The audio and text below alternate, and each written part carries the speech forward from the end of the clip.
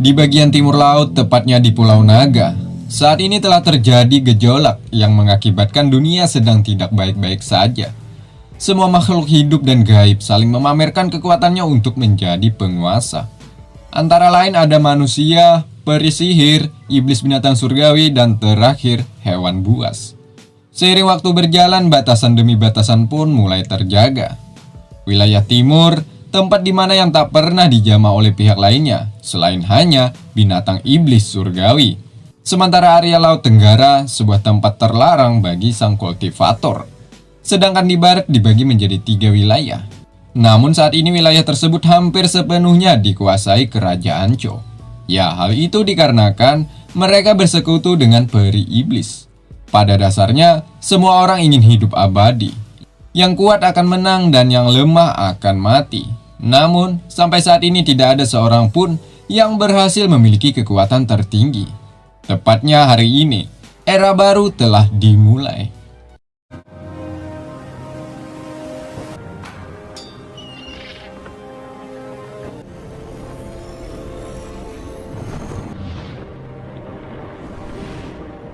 Di sebuah istana Zanzuang, atau lebih tepatnya kerajaan Zhendong, ada seorang raja, dia bernama Wang. Dirinya memberikan sebuah saran kepada putranya yang bernama Suyu. Jika tidak bisa menjadi pohon yang menjulang tinggi, maka jadilah bunga di taman yang hidup damai. Kata tersebut bisa diartikan, tidak perlu menjadi kuat, yang penting menjadi orang baik dan jujur. Maka hidupmu akan dipenuhi keberkahan. Suyu yang masih anak-anak, ia hanya diam tak mengerti maksud ayahnya ini. Tak lama berselang, datanglah tetua Ziye bersama pengawalnya. Kedatangannya ke sini untuk mengabarkan kepada sang raja bahwa 3 aula sudah bersiap melakukan proses untuk menjadikan seseorang sebagai kultivator yang memiliki tingkatan tertinggi. Namun tetua ragu karena berkaca pada masa lalu, di mana pendahulu mereka semuanya gagal, bahkan banyak yang mati akibat memaksakan kehendak.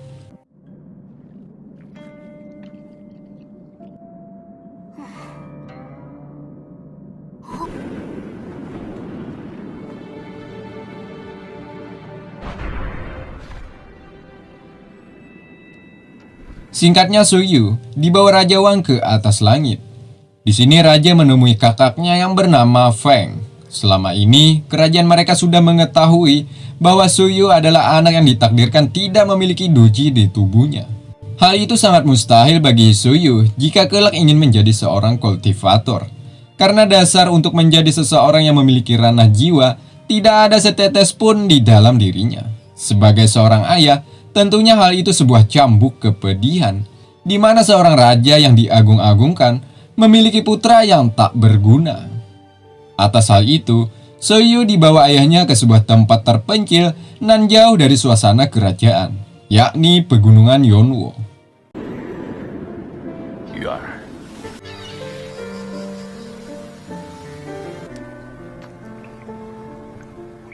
2 tahun sudah berlalu semenjak ayahnya pergi entah kemana. Keseharian Suyu hanya berteman sepi. Kadang kebahagiaan itu sangat jarang hadir di hidupnya. Hal itu membuat kakek Lian memberikan seekor anak burung yang bernama Sohe. Ya, anak burung itu nasibnya sama seperti yang dialami Suyu saat ini, di mana mereka berdua sama-sama ditinggalkan orang tua tak kunjung kembali memberikan sebuah kabar. Atas hal ini, setidaknya membuat Suyu bisa tersenyum kembali.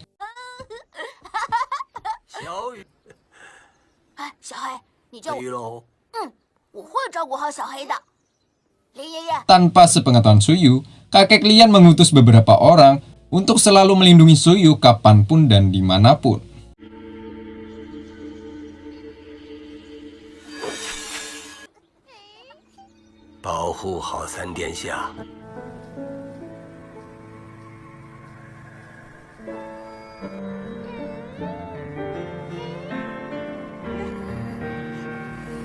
Setiap hari Suyu selalu menunggu kehadiran ayahnya di tepi tebing pegunungan ini. Dengan raut wajah penuh kesedihan, menggambarkan bahwa ada sebuah kerinduan terpendam di benaknya. Suyu bahkan sampai terngiang-ngiang. Ia melihat ayahnya lebih memilih kedua kakaknya daripada dirinya.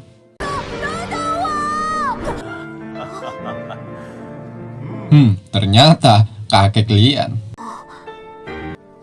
Kakek hanya bisa berkata, "Sabar nak, ayahmu di luar sedang sibuk, sehingga ia tak sempat menemuimu." Sebagai seorang anak, tentunya naluri keinginan tahu tentang suasana hutan ini ia rasakan. Suyu memberanikan diri untuk mengelilingi tempat ini bersama sahabatnya, yakni Sohei, si burung kecil. Ya, si burung kecil. Kala asik bermain-main dengan burungnya, Suyu mendengar suara teriakan seorang meminta tolong. Ya, kala itu ada dua kakak beradik ingin disantap oleh binatang harimau iblis. Dengan gagah berani, Suyu memberanikan diri untuk menolong mereka. Tanpa mereka ketahui, pengawal yang diutus oleh kakek Lian menolongnya. Kakak beradik ini sangat terwah-wah setelah melihat serangan Suyu yang begitu luar biasa. Mereka mengira serangan itu berasal dari Suyu. Hal itu sudah cukup membuat mereka merasa bahwa anak ini sangatlah hebat. Hebat apa anjir? Ini lihat benjol tau. Sebagai rasa terima kasih mereka, Suyu dibawanya ke desanya yang bernama Desa Tejia.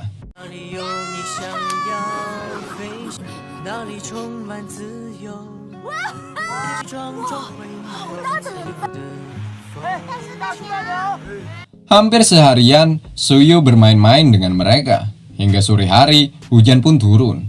Mereka pun berlindung di bawah tepi tebing agar tidak kehujanan. Di sini Suyu mulai merasakan lagi apa itu rasa kasih sayang. Tak lama kemudian, kakak beradik ini dikejutkan atas kedatangan seorang prajurit yang menunggangi seekor macan. Ya, dia adalah prajurit di kerajaan ayahnya Suyu. Betapa terkejutnya mereka berdua. Ternyata anak ini adalah seorang pangeran. Kedatangan prajurit ingin membawa pulang Suyu, sebab kedua kakaknya telah datang ke pegunungan Yunwo. Mereka bertiga pun mandi di air panas, di mana air panas ini pemberian Raja Wang untuk diberikan kepada putranya yang bernama Suyu. Air panas ini memiliki khasiat agar membantu seseorang mendapatkan duji. Bukan itu saja, luka kakaknya juga langsung pulih setelah mandi di sini. Setelah cukup lama, Suyu kemudian menanyakan kepada kedua kakaknya, kenapa ayah tidak pernah datang ke sini lagi? Mereka berdua hanya diam tak menjawab. Namun dari bahasa tubuhnya, mereka berdua seperti menyimpan rahasia besar terhadap adiknya ini. Di hari itu juga, kedua kakaknya pun ingin pergi lagi meninggalkan Suyu. Ya, pada dasarnya, kedatangan mereka ke sini untuk mengetahui keadaan adiknya. Apakah kekuatannya mulai berkembang atau tidak? Nyatanya, Suyu tetap seperti dulu, yakni berada di titik nol. Kakaknya berjanji suatu saat akan membawa Suyu coy. Namun untuk hari ini, sepertinya Suyu harus tetap tinggal dulu di sini.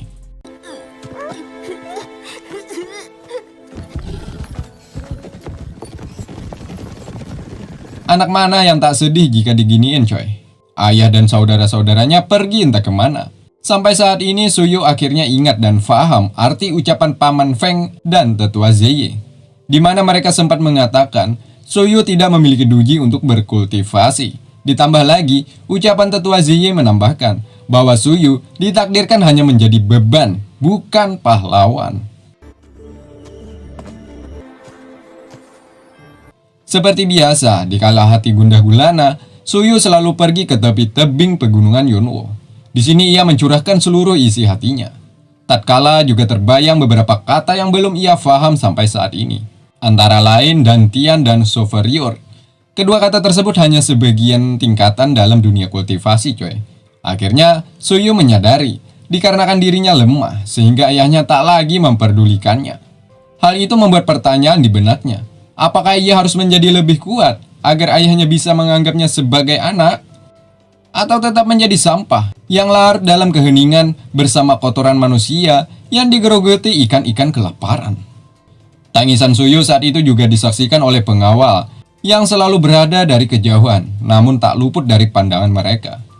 Nah, dikala kesedihannya memuncak, Suyu melihat bintang jatuh.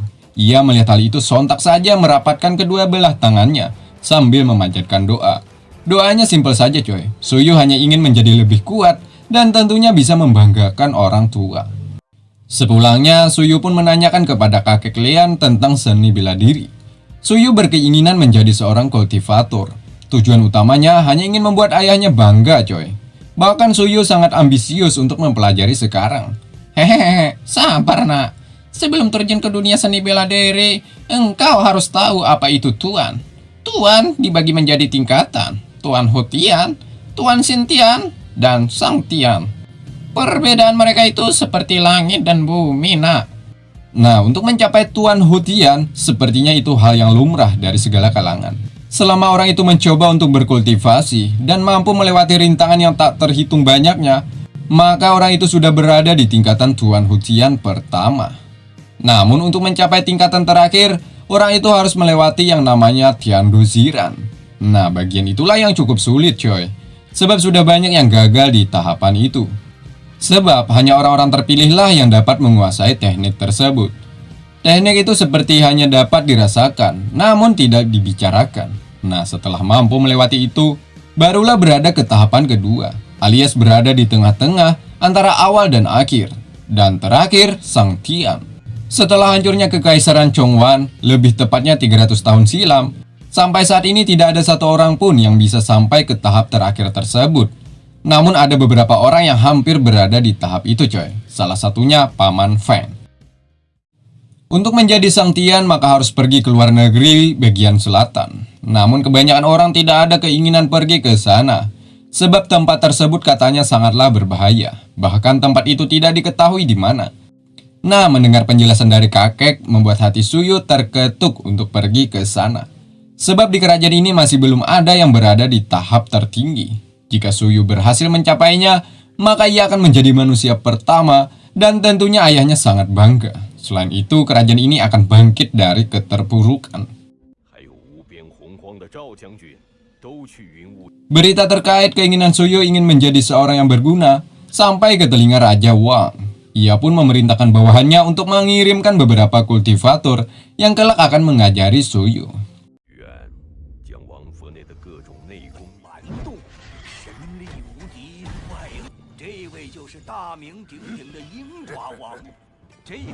Ya, tak lama perintah itu diucapkan, para kultivator pun berdatangan ke pegunungan Yunwu, di mana Suyu disarankan untuk memilih satu saja dari mereka. Ya, mereka para kultivator sangatlah hebat. Hal itu membuatnya untuk menjadikan semuanya menjadi guru Suyu. Hah? Apa kau gila? Jika semuanya menjadi gurumu, maka tubuhmu akan menolak dan meledak. Ya, hal itu dikarenakan para kultivator ini memiliki perbedaan aliran, coy. Ada aliran NO dan Muhammadiyah, anjay. Pada akhirnya Suyu merasakan ada yang lain di antara salah satu dari mereka, yakni Guru Yun. Ya, Guru Yun mengingatkannya seperti bintang. Diam tak bergerak, jika bergerak secepat kilat, anjay.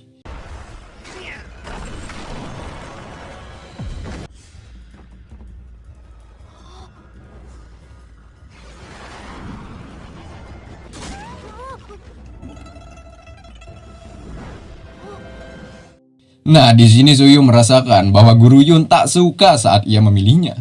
Ya, hal itu dikarenakan Suyu juga sadar dengan dirinya ini. Ia hanyalah seorang anak yang tak berguna.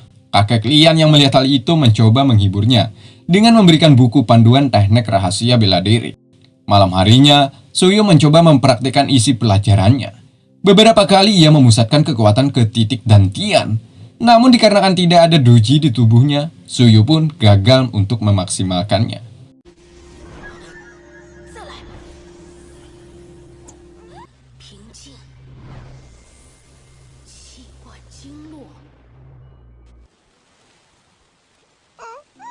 Pagi harinya, meski Suyu cepat-cepat mendatangi ke tempat latihan, tetap dirinya masih saja terlambat. Alhasil, Suyu dimarahi, lalu dihukum untuk lari mengelilingi pegunungan Yunwu.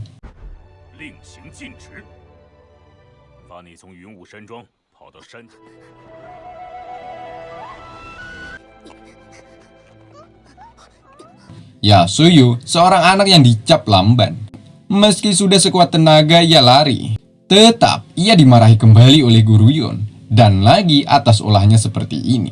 Lantas saja Suyu kembali disuruh untuk lari menaiki bukit. Serasa sudah cukup jauh ia berlari, Suyu merasakan pegal di seluruh bagian tubuhnya. Hal itu membuat buyar pandangannya melihat Guru Yun pun seakan-akan melihat ayahnya. Di sini Guru Yun mengingatkan, Jika Suyu ingin menyerah, menyerah saja. Sebab latihan yang diperlakukan oleh Guru Yun terbilang sangat ekstrim. Yang tadi hanyalah dasarnya saja coy. Mengejutkan. Suyu dengan penuh percaya diri, ia tak akan menyerah begitu saja. Ia juga berjanji akan menjadi seorang murid yang bisa dibanggakan. Mulai hari itulah, kesehariannya hanya ditemani dengan latihan keras, dan keras. Suyu percaya, usaha takkan mengkhianati hasil. Sebab yang sering mengkhianati hanyalah seorang wanita. Anjay. Tanpa Suyu sadari, Guru Yun memberikan latihan ini agar Suyu mendapatkan kekuatan dan kelincahan. Ya, kedua itulah dasar untuk menjadi kultivator luar. Arti kultivator luar ialah sejenis kekuatan yang terdapat pada luar tubuh, alias bukan dari dalam dirinya coy. Sebab Guru Yun juga mengetahui Suyu tidak memiliki duji di dalam tubuhnya. Seiring waktu berjalan, sedikit demi sedikit Suyu merasakan hasil yang ia dapatkan. Kekuatannya lebih baik dari sebelumnya. Di saat latihannya, ia tak sengaja bertemu dengan kakak beradik juga penduduk desa Teja lainnya. Di sini mereka bingung setelah melihat Suyu yang berumur 8 tahun mendapatkan latihan begitu keras.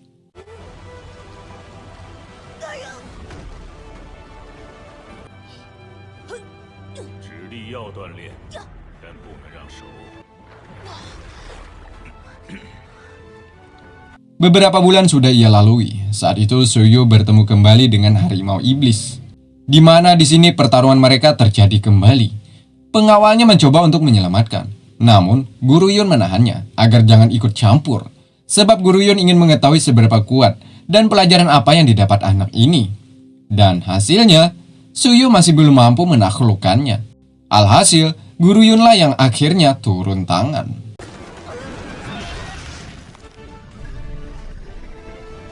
Tak terasa 1 tahun berlalu, artinya batas pelajaran sudah habis. Di sini awal perpisahan guru dan murid. Sebenarnya Suyu masih ingin terus berlatih kepada Guru Yun. Tapi apalah daya, sesuai perjanjian, Suyu dilatih hanya dalam kurun 1 tahun saja. Selebihnya Suyu berlatih secara mandiri. Sebagai seorang murid, Suyu berjanji suatu hari nanti, ia akan membanggakan ayah juga guru. Sebab ia tidak akan pernah mengingkari sebuah harapan, yakni menjadi manusia pertama yang memiliki kekuatan tertinggi. Guru Yun mendengar itu hanya bisa diam. Sebab ia ragu dengan bakat yang dimiliki Suyu ini.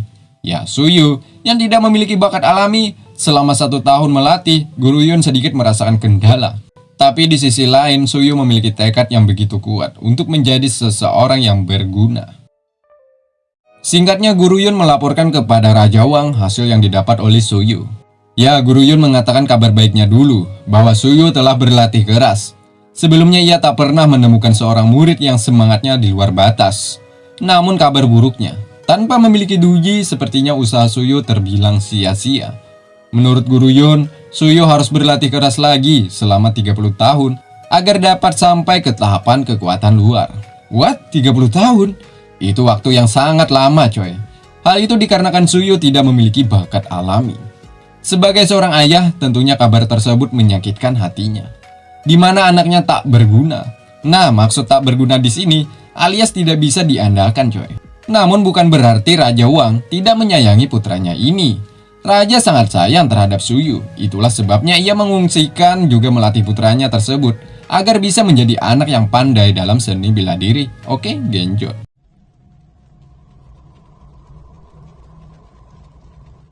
Selepas kepergian Guru Yun, Suyu kembali berlatih keras. Saat itu ia dibantu oleh kakek juga pengawal di pegunungan Yunwo ini.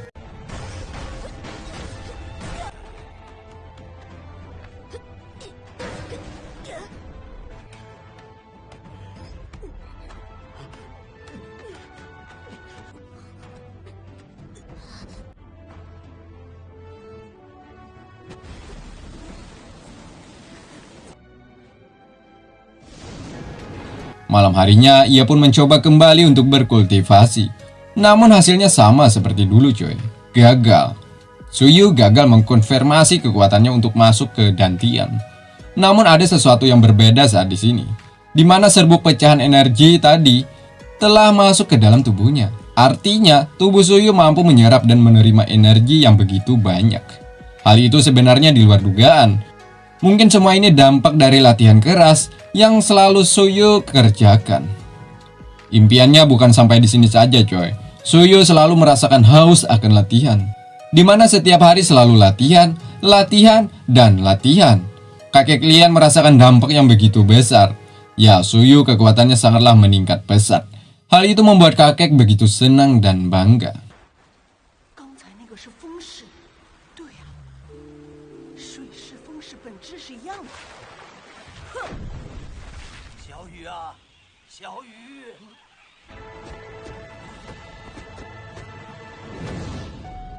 Saat di tengah hutan, Suyu bertemu lagi dengan harimau iblis. Nah, untuk mengetahui seberapa kuat dirinya ini, Suyu mencoba memberanikan diri untuk menantang harimau iblis, coy. Beberapa kali Suyu melakukan gerakan ciamik. Hal itu sudah cukup membuat harimau tersebut kewalahan. Selama 3 tahun terakhir, Suyu mulai merasakan kekuatannya meningkat drastis. Hari ini, ia berencana untuk mengakhiri pertarungan ini dengan menggunakan jurus jitunya. Sementara di sudut lain, para pengawal panik setelah melihat jejak kaki harimau iblis. Mereka pun bergegas pergi untuk mencari Suyu. Namun hari ini, para pengawal tidak mampu lagi mengimbangi kecepatan Suyu. Selain itu, mereka juga menyaksikan kekuatan Suyu, di mana dengan sekali serang, harimau iblis terbantai.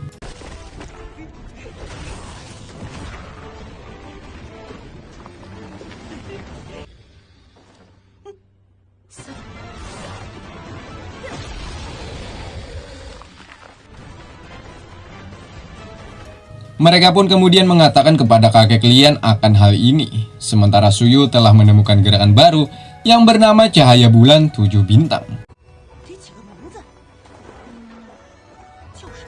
Kakek Lian kemudian mengirimkan surat ke kediaman Raja Wang. Isi tersebut bahwa 3 pengawal Suyu telah mengundurkan diri. Alasan mengapa jadi mengundurkan diri dikarenakan mereka tidak mampu mengimbangi kecepatan Suyu lagi. Ya, kita sudah melihatnya ya kan. Mendengar isi surat tersebut, betapa bahagianya Raja Wang. Suyu kini sudah tumbuh besar dan kuat. Dengan itu, Raja tidak lagi khawatir akan keselamatan putranya. Di benaknya sempat terbesit, apakah kelak putranya itu akan lebih kuat dari Paman Feng? Entahlah. Selain itu, Raja juga mengingat kembali atas matinya Tianzi. Ya, Tianzi adalah istrinya, coy. Selama ini di dalam hati Raja Wang tertanam rasa dendam atas kematian istrinya itu. Siang harinya di pegunungan Yonwo, Suyu terus mengasah bela dirinya, di mana ia bertarung melawan boneka yang di sini ia mencari titik terlemah pada tubuh lawannya. Di dalam tubuh terdapat 396 titik, coy. Suyu berhasil menyerang ke semua bagian tersebut.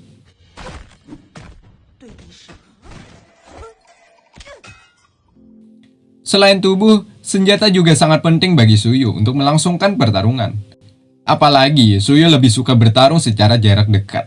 Ya, sepertinya ia telah membaca beberapa referensi senjata pendek yang nantinya akan ia pilih. Dapat, namanya pedang Yushi, tapi di mana keberadaannya? Nah, dikala itulah ia tak sengaja mengusap buku tersebut, dan terjadilah.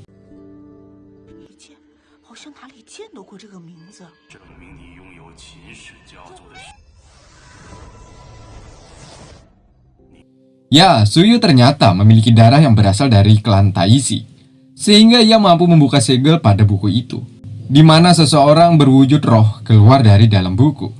Orang itu mengatakan untuk tidak mempelajari teknik pedang Yushi, sebab pedang itu memiliki sejarah kelam. Pedang itu akan menghancurkan setiap bayi yang akan lahir, lalu menjadikan orang miskin menjadi budak kepada ras iblis yang dikenal brutal dan kejam. Tapi jika ingin tetap memaksakan kehendak, orang itu akan mengajarkan beberapa teknik, yakni keluarkan pedang jika menyerang dan sembunyikan pedang jika bertahan. Kata itu sudah cukup menggambarkan bahwa pentingnya teknik menguasai pedang, coy.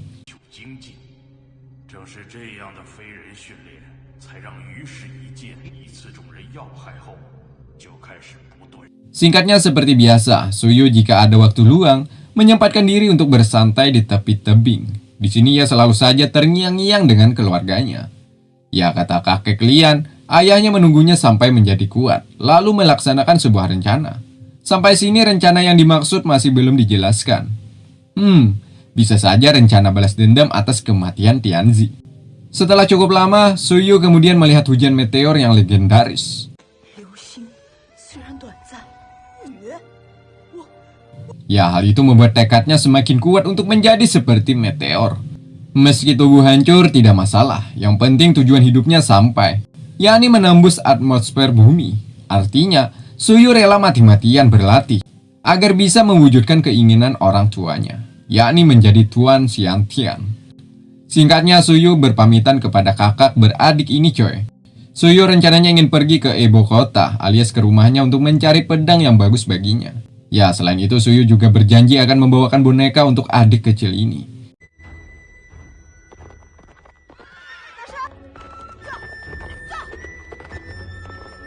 Sesampainya ia bertemu dengan ketua Ge, pelukan hangat diberikan oleh ketua. Hampir 10 tahun mereka tidak bertemu. Kini Suyu mulai tumbuh besar tak seperti anak kecil lagi. Kemudian Suyu menanyakan keadaan ayahnya. Sungguh sayang, Raja Wang sedang tidak berada di istana. Ketua Ge mengatakan bahwa raja sedang ada urusan di luar kota. Singkatnya, tetua membawa Suyu ke sebuah ruangan rahasia Raja Wang. Ya, tempat ini adalah sebuah tempat yang di dalamnya dihiasi beberapa benda sakti. Antara lain pedang sisik ikan seperti pinta Suyu terhadap tetua. Seperti namanya, pedang ini memiliki sisik. Selagi ia melihat-lihat keindahan ini, Suyu meminta tetua untuk membawakannya lagi senjata untuk perang, juga boneka yang dihiasi dengan bunga merah. Sementara di desa Tejia, ada kakak beradik juga kedua orang tuanya sedang bercocok tanam. Bukan bercocok tanam yang itu coy, bercocok tanam yang asli ini. Ya, dari tadi Mimin belum sebut siapa nama mereka. Oke lah, yang kakak namanya Tesan dan adik namanya Ati coy. Nah, di sini selagi mereka asik mengobrol satu sama lain, tiba-tiba mereka dikejutkan atas kedatangan para bandit yang berjuluk Awan Hitam, di mana para bandit ini menyerang dan tak segan-segan untuk membunuh mereka. Hal itu sudah cukup membuat kekacauan terjadi.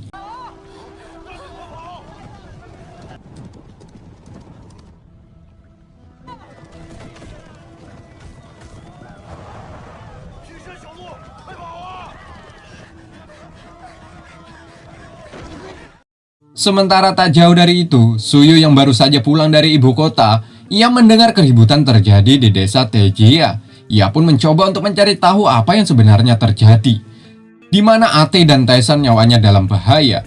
Dan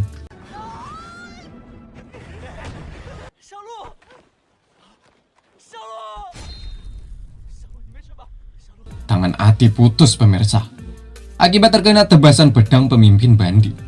Hal itu tentunya membuat Suyu marah besar. Ia menantang pemimpin tersebut untuk melawan dirinya. Awalnya ia diremehkan sebab Suyu hanyalah anak kecil. Namun lihatlah, Suyu langsung menyerang ke titik terlemah pada tubuhnya.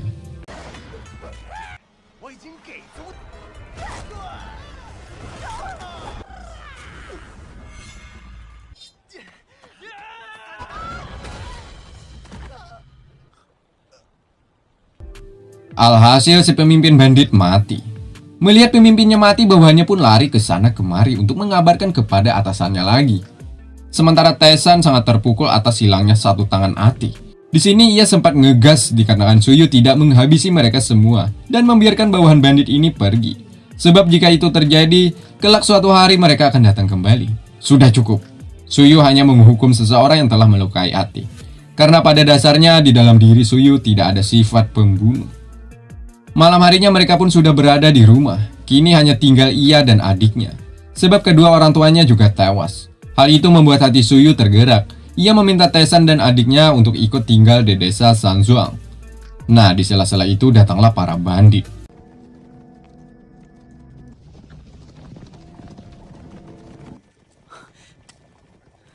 Ya, dia adalah kakak pertama dari pemimpin bandit yang dibunuh oleh Suyu sebelumnya. Di sini ia ingin membalaskan dendam atas kematian adiknya. Selain itu, mereka juga membakar desa Tejia, coy.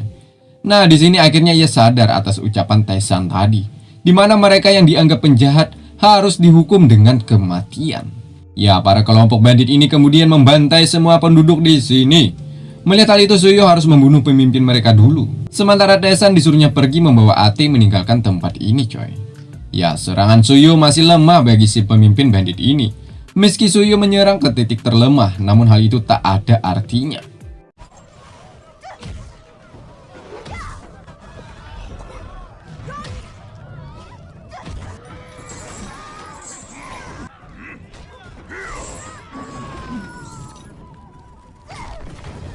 Suyu pun melakukan strategi kedua, yakni dengan membunuh prajurit para bandit ini dulu.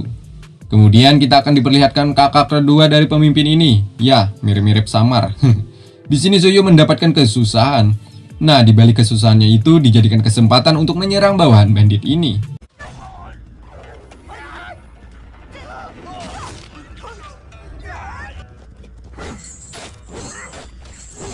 Lalu Suyu berhasil menangkap pedang dari kakak pertama.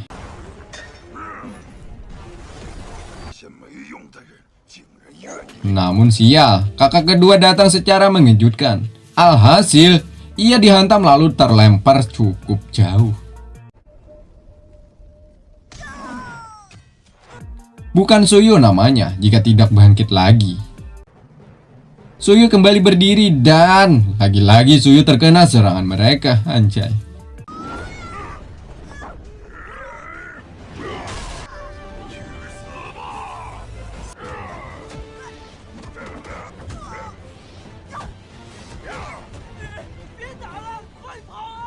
Di saat Suyu mulai kehilangan harapan, disitulah ia mengeluarkan pedang pendeknya dan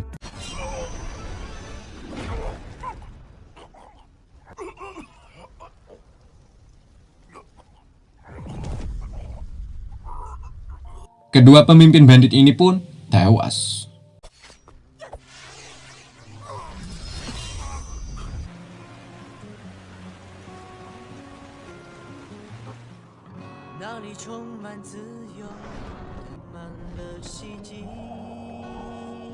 Sepuluh tahun kemudian, Suyu sudah tumbuh besar.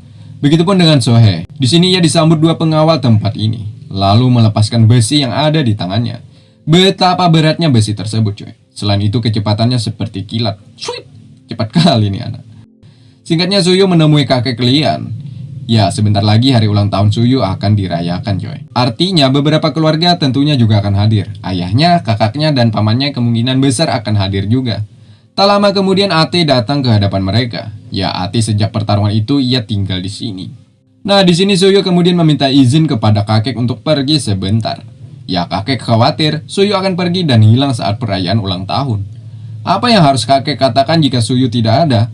Suyu menjawab tenang saja, kayak, aku pergi dulu ya. Dah kakek. Muah, muah. Sementara di kerajaan Xianjia yang dipimpin oleh Xiang Guan, di mana raja saat itu sedang bermimpi buruk. Atas mimpi itu ia hampir saja membunuh wanita selir.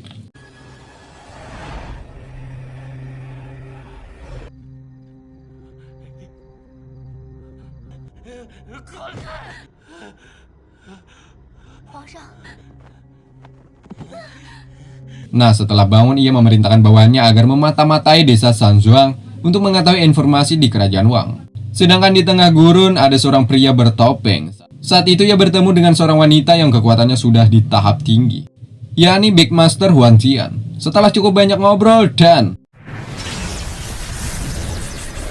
hasil akhir belum kita ketahui. Singkatnya, tibalah acara ulang tahun Suyu, di mana semua orang berbondong-bondong datang. Salah satunya ada Paman Sang Guan yang menaiki kura-kura raksasa bercula dua. Di sini ia disambut oleh kakak pertama. Sementara kakak kedua mengabarkan kepada ayahnya bahwa Suyu tidak ada kabar hingga saat ini. Hal itu menjadi kecemasan bagi raja, coy. Bahkan kakaknya ini mengatakan sebuah kabar buruk yang berhasil didapat oleh intelijen kerajaan, bahwa Raja Xian Guan telah mengirim mata-mata untuk menyelinap ke Sudong. Selain itu, kakak kedua juga mengatakan bahwa Paman Sang Guan sedang menuju ke sini. Nah, kembali ke pertarungan, di mana wanita ini terkena serangan pria bertopeng. Namun hal itu masih belum cukup untuk membunuhnya.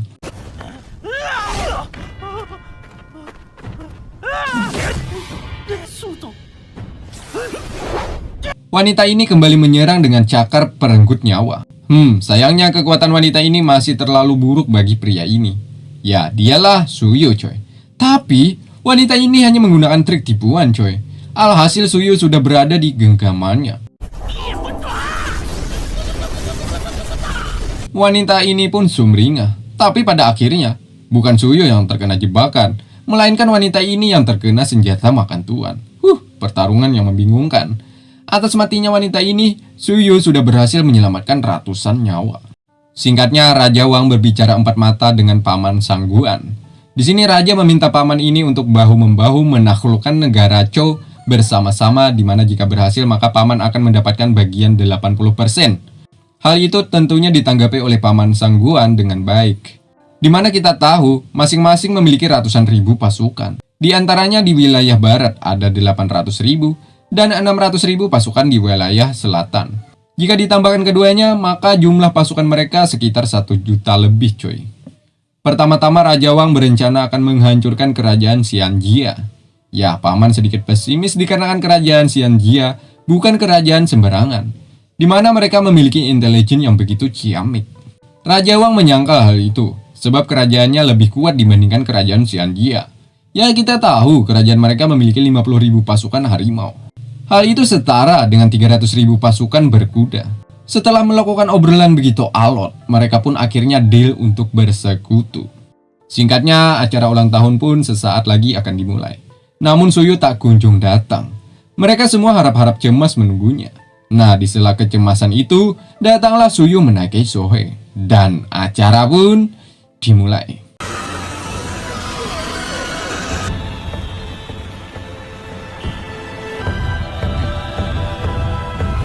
Kemudian Raja Wang membawa ketiga putranya itu untuk masuk ke ruangan rahasia bawah tanah. Di sini Suyu yang sebelumnya tidak pernah melihat hal ini tentunya membuatnya terfana.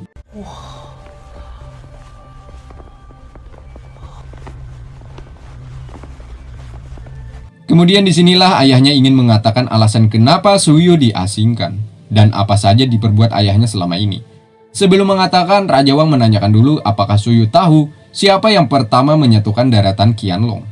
Menurut isi buku yang pernah dibaca Suyu, ribuan tahun yang lalu, daratan Qianlong disatukan oleh dinasti Qin. Nah, setelah mengetahui itu, Raja Wang pun mengatakan bahwa keluarga mereka keturunan langsung Qin Shi Huang. Ya, Qin Shi Huang nama kaisar pertama era dinasti Qin. Betapa terkejutnya Suyu setelah mendengar kata itu. Hal itu membuat rasa penasaran Suyu semakin bergejolak. Ia pun menanyakan lagi, kenapa keluarga Wang tidak memakai marga Qin? Ya, pada zaman itu dinasti Qin dihancurkan oleh dinasti Zhou. Itulah alasan mengapa mereka menyembunyikan identitasnya. Jika rahasia ini terbongkar, maka akan berdampak buruk, salah satunya perang tiada akhir. Kemudian Raja Wang menanyakan lagi tentang kematian kaisar pertama dinasti Qin. Suyu sangat banyak mengetahui tentang sejarah, di mana kaisar pertama adalah seorang pendekar kuat yang berada di tingkatan tertinggi. Namun ia telah dibunuh oleh pemimpin dinasti Zhou yang tak terkalahkan yang bernama Xian Yu. Itulah alasan mengapa Raja Wang menyimpan rasa dendam yang terpendam di benaknya. Rasa dendam itu pun kemudian turun kepada ketiga anaknya. Demi mengangkat derajat keluarganya, mulai hari ini ketiga kakak beradik ini bersumpah akan menghancurkan kerajaan alias dinasti Zhou. Kemudian ayahnya mengatakan lagi sejarah kematian istri atau ibu kandungnya Suyu. 14 tahun silam ibu meninggal dalam kebakaran. Namun faktanya ia telah dibunuh seseorang. Mendengar itu membuat amarah Suyu semakin memberontak.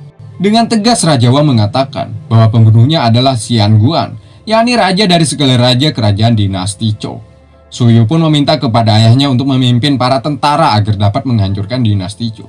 Mendengar itu ayahnya pun membentak. Apa? Memimpin tentara? Percuma, nah. Jika tidak berada di tahapan Xiantan Master, maka akan sulit untuk memenangkan pertempuran. Kedua kakaknya pun juga ikut bicara. Jangan keras kepala, dek. Biarkan ayah saja membalaskan dendam ini. Hal itu sama saja kehadiran Suyu saat ini hanya sebatas samar-samar, alias tidak ada arti sedikit pun.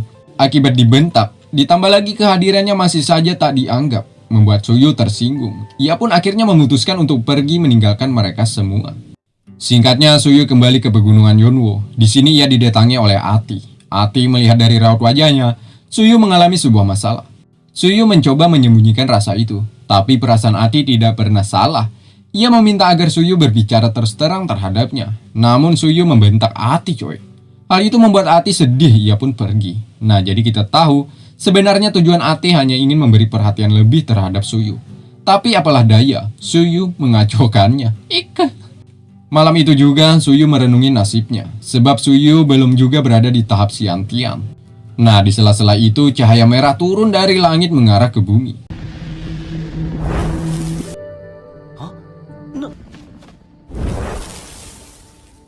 Dengan rasa penasaran, Suyu pun ingin mengetahui lebih dalam apa yang sebenarnya terjadi. Ya, ternyata sebuah batu kristal. Tiba-tiba seekor binatang iblis muncul dan ingin mengambil batu kristal itu juga. Alhasil mereka bertarung dan saling memperebutkannya.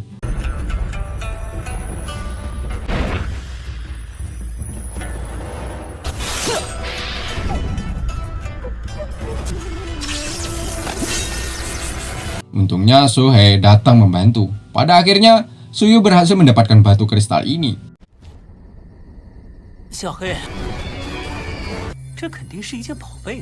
Setelah memperhatikan benda ini, secara mengejutkan masuk ke dalam tubuhnya. Kemudian Suyu berkultivasi. Hal mengejutkan terjadi, di mana aura yang ditimbulkannya lebih banyak dari biasanya. Ya, hal itu dikarenakan batu kristal tadi. Namun dikarenakan tingkatan kekuatan Suyu masihlah rendah, alhasil tubuhnya seketika menolak dan pembuluh darahnya terasa ingin pecah.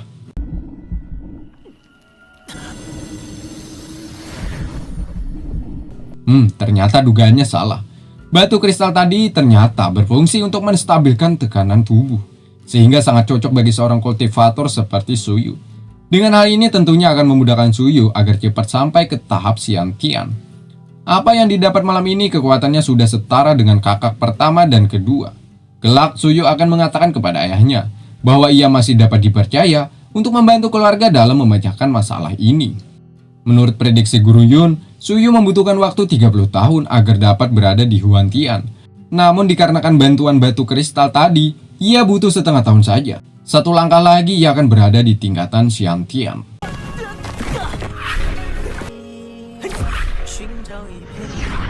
Saat asik bermain dengan Sohei, tak sengaja mereka menghancurkan tempat kediaman monster iblis. Hal itu membuat monster tersebut marah dan langsung menyerang Suyu.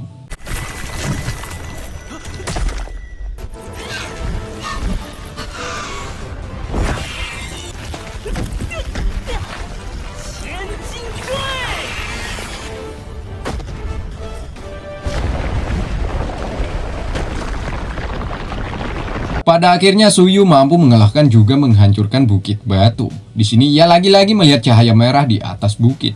Ya, sepertinya ini batu kristal, namun ukurnya lebih besar yang ia dapatkan sebelumnya. Shen kemudian berpindah tepatnya di kerajaan Zhendong, di mana dua pengawalnya disikat habis oleh mata-mata kerajaan Zhou.